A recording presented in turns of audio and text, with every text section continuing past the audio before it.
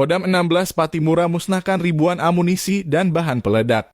Pemusnahan amunisi dan bahan peledak itu berlangsung di Kampung Banda, Desa Suli, Maluku Tengah, Kamis 8 Juni 2023.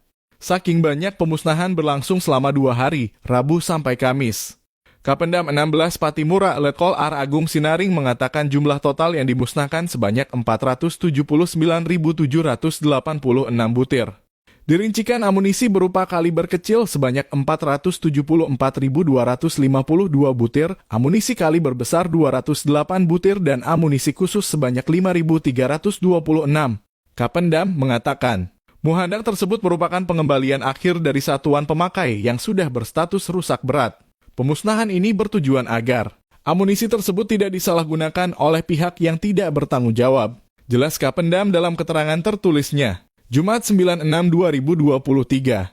Lanjutnya, metode yang digunakan dalam kegiatan pemusnahan yaitu pembakaran untuk amunisi kaliber kecil. Sedangkan amunisi kaliber besar dan amunisi khusus dimusnahkan dengan metode peledakan. Kegiatan pemusnahan ini dipimpin langsung Kapaldam 16 Patimura, Kolonel Col Antonius Hermawan, dan disaksikan Pabanda Dokakum BTB, Paban VII BMN Slog TNI Mayor Caj Mulyadi,